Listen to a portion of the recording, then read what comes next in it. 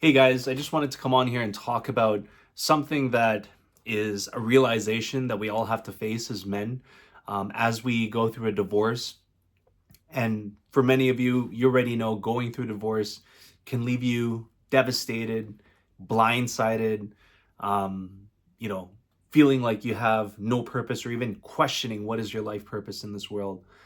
But most importantly, the harshest realization is seeing that you were emasculated in the entire relationship, and now you have no idea on how to regain your masculinity and how to be a man again because you let your wife wear the pants. That was certainly the case for me. um, I was not the man that I needed to be, and I'll openly admit that. It took a lot of time to finally realize that that was one of the contributors to my divorce.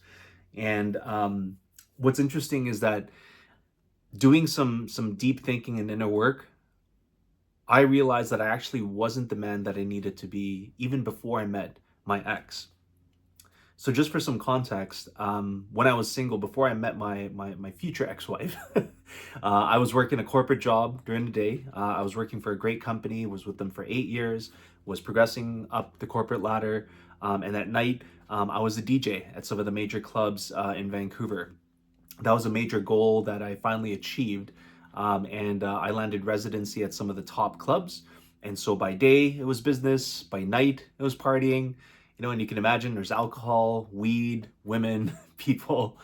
And so, I was living a pretty fun life at the time, but I also wasn't really responsible. I didn't really have like a career plan, even though I was with a great organization. I wasn't really thinking about the future that much. I wasn't really financially responsible either. I didn't really have a good savings plan, nor did I have a lot of savings. In some cases, I was living paycheck to paycheck because I always thought more money would come. And I actually did not take care of myself in the way that I should have in terms of my physical health. Leading up to meeting my ex-wife, I went to the gym for about 6 months, was feeling great, looked great. Finally met her at the club.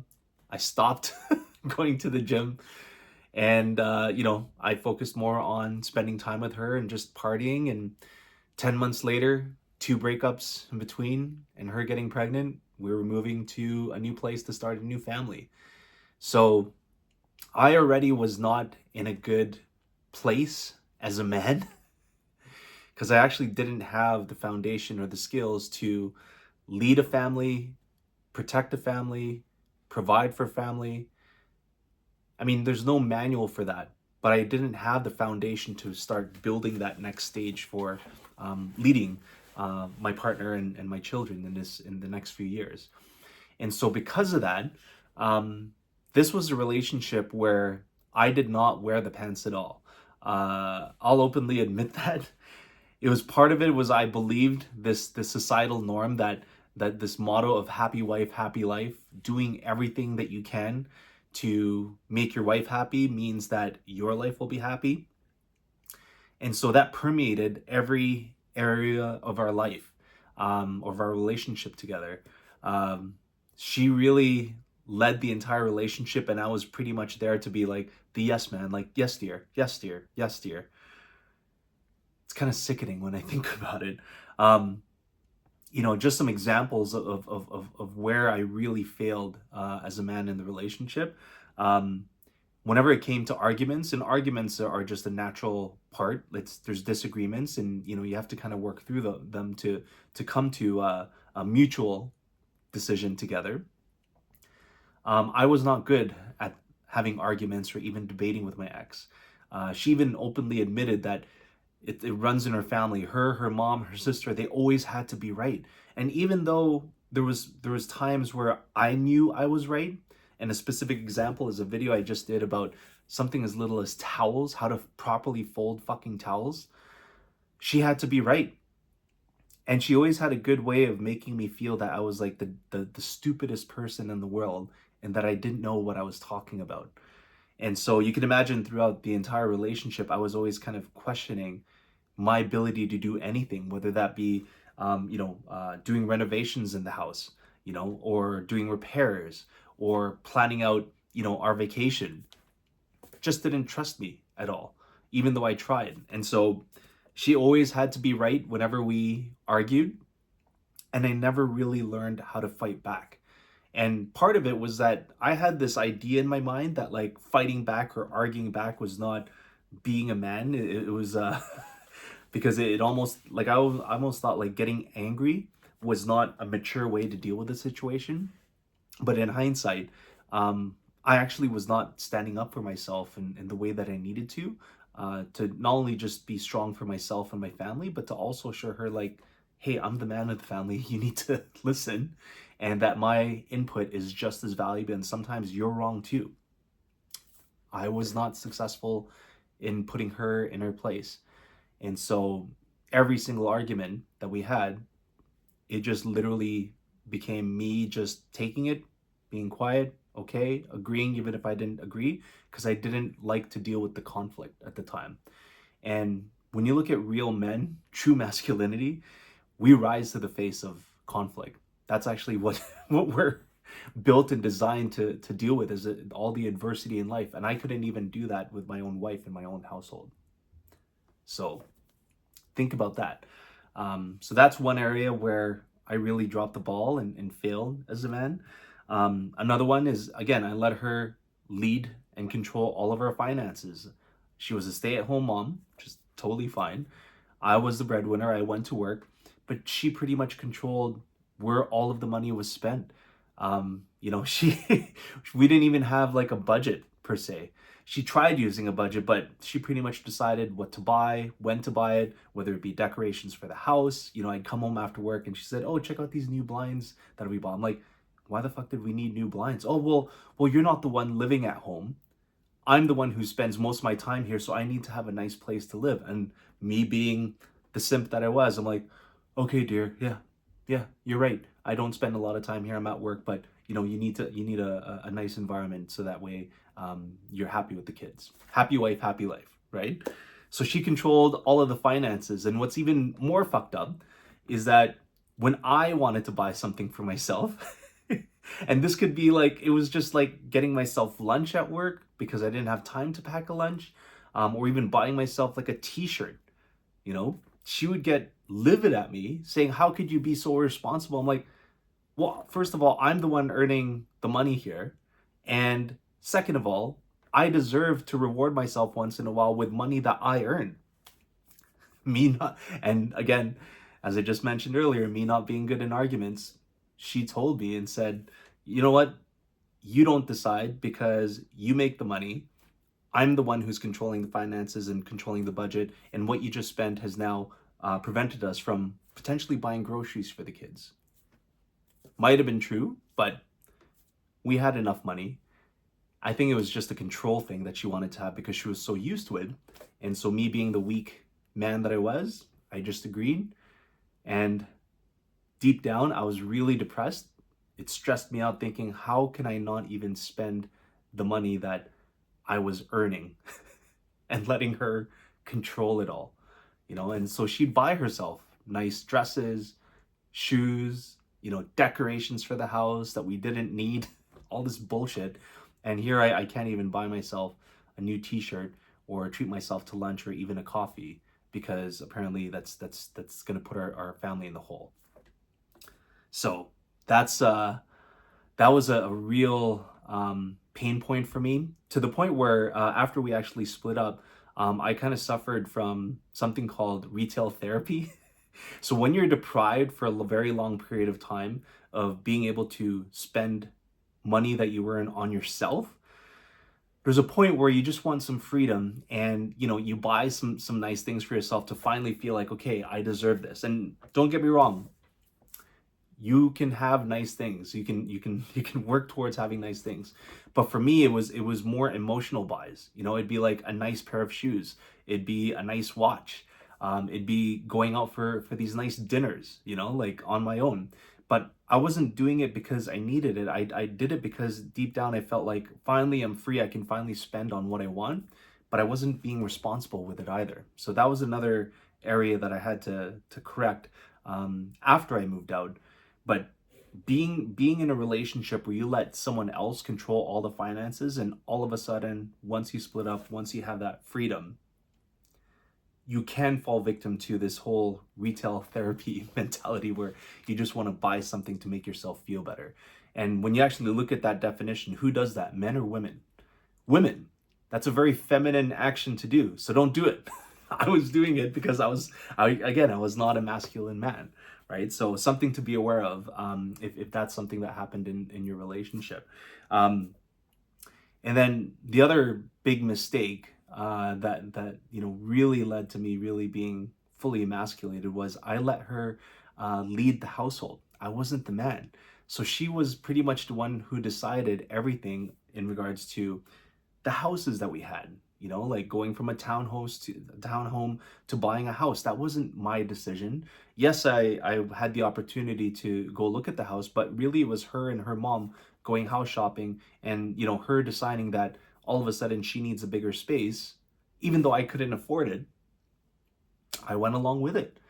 And so, because I let her lead, I then had to quit a good job that I was with for 5 years to take on another job that paid more money, but was an absolute dumpster fire to work for. And I was stuck there for about 3 years.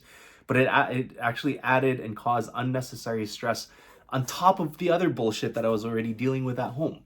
So again, because I wasn't the man, I was literally digging me and my family into this deeper hole because I was not wearing the pants. She was. Okay. This went on for how many years, where she would also decide and dictate, when she would go on girls' trips, vacations. Whenever I wanted to go see my friends, I was always gaslit. I like that term now, being gaslighted, to say, well, you're going to leave me at home with the kids for a week? And I'm like, I haven't seen my friends and my family for like over a year. In some cases, 2 years. But no, it was too much. Like she worked so hard to be a stay-at-home mom. And again, I'm not taking anything away, but she made me feel that her role was more important than mine, that she deserved all of this freedom, and that I just need to like suck it up and take it like a man and be the provider. So that really like caused a lot of depression, because I was now not able to see some of the most important people who are my biggest supporters in life, especially at this stage. So letting her lead the family was not the best situation at all, because the other part of that is that this is something that I learned about masculine and feminine energy. Because I wasn't the man, it forced her to tap into her masculine side, which isn't natural for a woman at all. So, because it's not natural for women to lead or to even have that masculine energy full time, you can imagine that they're not even familiar with what they're doing, or she might have not have been aware of how she was acting was just out of place and incorrect, because I put her in that spot. It's crazy to think about, right? Because I wasn't the man, I made her act in an unnatural way. Now, don't get me wrong. I'm not the only one at fault. Yes, it wasn't perfect. I didn't pick right. She wasn't perfect either, but I didn't do us any favors by not being the man in the relationship and not recognizing that I wasn't. I wasn't living in my masculine energy at the time. So at the end of it all, we decided to part ways 10 years after, and we decided to cohabitate and co-parent, living in the same house. Now, I don't know about you guys who've gone through divorce. I've heard many stories where many guys have just immediately moved out. I chose not to because I was scared to not see my kids 100% of the time anymore. I knew that once we parted ways, it was just a matter of time before I would only get partial custody of them. And it scared the living daylights out of me, knowing that I potentially will not be able to see my kids full time as they grow up into adults. So I decided to live in the same household, which was not the best idea either, because essentially I allowed myself to continue living in a toxic environment that was already horrible already, and now add on the fact that I now have to watch her move on with her life, start dating other people while I'm still the breadwinner working at home, continuing to be gaslit by her, telling me that it's going to be more expensive to live on myself versus living and cohabitating with her while she's going on these lavish vacations with all these guys that she's dating. It was absolutely fucking horrible. And so the breaking point finally came where I started working out. I signed up for a gym membership as soon as we went for a divorce, and about 3 months in, I was coming home from work, and she started complaining to me, saying that like me going to the gym after work was taking away time from me being available for my kids. And at first I was like taken aback because I was like, what is she talking about? Like I'm only going for an hour after work. And I was coming home at like around 5 o'clock in the afternoon, so not late. I was in time on time for dinner and to put the kids to bed. Um, but she was like hounding me, saying like, you're so selfish. Like you're taking away time from your kids. You need to find another time to do it when it's not disruptive to you being a father to your kids. And so at the time, I was like, well, wait a second. The only time then that I would be able to go exercise would be at 5 in the morning or after 9 o'clock at night when I'm absolutely exhausted. And, I was so frustrated that I finally said, like, you know what? What kind of bullshit is that? What do you mean, like, I need to find another time? This is time that I need after work to decompress so that way I can work out the stress from work and come home a happy parent. My health is the number one priority. Who else is going to take care of my health than me? And so she proceeded to argue to, again, because she's used to being right, try to convince me that she was correct and that I needed to find another time. But I finally stood my ground and said, no, like I'm going to continue to do this. My kids don't know any different. They're still happy when I come home. So I'm going to continue to do it. What are you going to do? And she just like stormed off. And that was like my first win in a very long time. After like 10 years, I finally stood up to her. Yeah, just thinking the things that we allow ourselves to deal with when we're in a relationship with, when you're not living in your masculine energy and you let your wife wear the pants. It's crazy the shit that we put up with just because we feel as men that, well, you know what, she's right, she needs to be happy, and we're just here to provide. Like, no, you're here to lead as well, and I wasn't leading. So that was the turning point. And so that was 3 months into our separation when we were cohabitating. But I continued to live with her.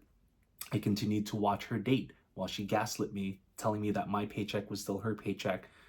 All this stupid bullshit that just destroyed my mental health.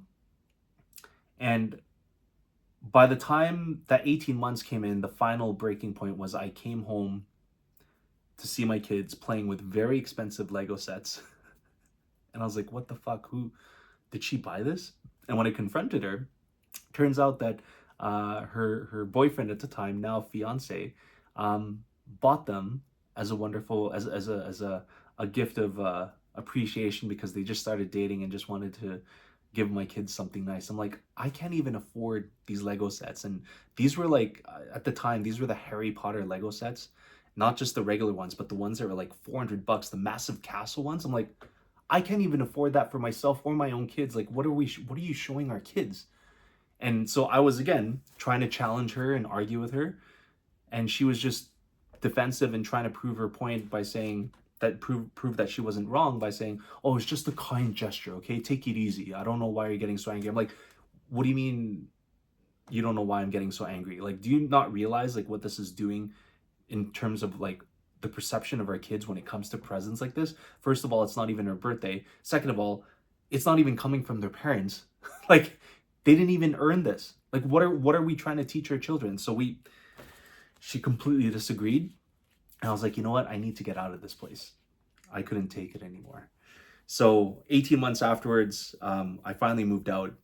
And one of the practices that I also wanted to share that was like super helpful to keep me sane and that actually saved my life, and helped me help me to find masculinity again after so many years, is a practice that you may or may not have heard of. It's called semen retention.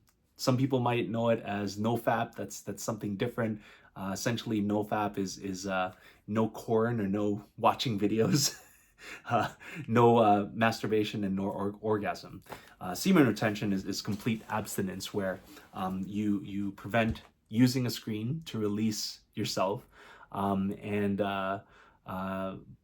the whole premise of this whole practice is that this is your masculine energy that is a natural source within you, that if you learn how to store it, will help you tap into this creative, this masculine energy that is we're born with, that we can leverage to now start building this next chapter in our life. And when I first discovered the practice of semen retention, this was a few months after we divorced as well. When I started going to the gym, started getting healthy, I was looking into a lot of spiritual practices for research, trying to rebuild my life, and it made when I started learning about this, and what it meant in terms of abstaining from releasing and not looking at the screen anymore. I discovered that I actually had an addiction to something that wasn't really a known addiction to me for pretty much my entire life. And that was being addicted to the screen. And it was exacerbated by the fact that I was in a relationship where I wasn't having any intimacy at all. So I would go to the screen, again, kind of like smoking weed or drinking alcohol. This was my way of getting pleasure and numbing myself from all the pain that I was getting, and to deal with the fact that I wasn't getting any physical intimacy with my ex. So that was a very profound experience, and I'll talk about it in a future video. But the main point around the whole semen retention practice is that this is storing the vital essence and the masculine energy that was missing in my entire life, because I was expending it all the time. I was always in a state of bliss, temporary bliss and gratification, but the dopamine hit, because it's when you watch that kind of stuff and you release, it just burns out your dopamine receptors, and you actually fall into a state of depression a lot quicker, because now you're not even at a normal level of dopamine in your brain. You're constantly exciting yourself and then going back down below normal, to the point where like you just didn't want to fight for life anymore. And that was a huge contributor in terms of where my masculine energy was missing throughout the entire relationship. I was literally giving it away to a screen instead of actually like leveraging it and storing it and transmuting it into areas of my life that needed improvement and needed strengthening. And so going through that practice, I truly feel helped me to finally start gaining strength back, to start fighting for myself, to get myself out of that situation and ready for this next chapter of my life. So semen retention is absolutely one of the best practices that you can adopt if you haven't tried it already. I truly believe it's foundational in terms of not just finding masculinity again, but just being a man in general in society. It's our natural way of being, and this creative energy is so strong that it can help you achieve many things in life. So I'd like to talk about that in a future video. But the other piece, if you haven't uh, uh, uh, recognized this already, one of the things that you need to do to help yourself find your masculinity again is remove yourself completely from that toxic environment that was emasculating you in the first place. Again, my biggest mistake was staying together with her for the past 18 months and allowing her to continue treating me this way. That set me back a few years. Um, you know, Recovering from that kind of abuse that I allowed, it was very difficult. But with practices like semen retention and also going to the gym, using that as a way to just expend energy, that helped set me up for this next chapter of my life. But you absolutely need to remove yourself from that toxic environment. And one of the biggest things that you can do for yourself, if you want to go this far, immediately after the breakup, I blocked them on social media. At first, it was just my ex, but I didn't block, her family members or her friends, because I didn't want to see her move on. And that's actually a common practice that you hear. But for me specifically, I had a hard time just seeing her going on these vacations, but then also putting up all these like quotes, kind of like attacking me. So I'm like, you know what? I'm just gonna block you. And as soon as I did that, I felt a bit of peace. But then I eventually decided to block her family as well as her friends, because it was weird. I'd post something about my kids and my family, and I'd see some comments, but then I was like, you know what? Like, you guys aren't my family anymore. And then I started to get angry because I'm like, how can you guys say happy birthday and comment on all this stuff when you actually weren't there during my darkest times? You guys say that you're my family and that you still love me, but you never once reached out. It's like, actions speak louder than words, and none of the actions showed me that they wanted to support me. So I'm like, you know what? You guys just stay out of my life. And as soon as I did that, I finally felt free from that life. Like, creating a healthy boundary for your mental health is absolutely important. And if you need to, like, just block them on social media. It's to the point now where I have a very cordial and diplomatic relationship with my ex and their family. They still say that they love me, but I don't try to hang out with them or spend time with them at all. I think they understand why now, but I had to like remind myself that they weren't part of my family. And when I finally got to that place, again, like, I finally felt like, okay, you know what? I got this. I can stand up for myself. I can finally stand up to them and stand up to my ex, and they no longer had influence and control over my life. That was like the final step that I took. So, I'm still working on this next stage, as many of you know. there's ongoing development that you need as a single parent, as well as being trying to recover from divorce, especially the financial fallout. But having a strong foundation around regaining your masculinity back, finding your energy again through semen retention, those were the key elements that really turned my life around. And I hope that this message was helpful to you today. If there's other things that you've experienced that has helped you find your masculinity again, please feel free to comment in the section below. But I hope that you're all doing well, and thank you for your time. I look forward to seeing you guys in my next video. Peace out.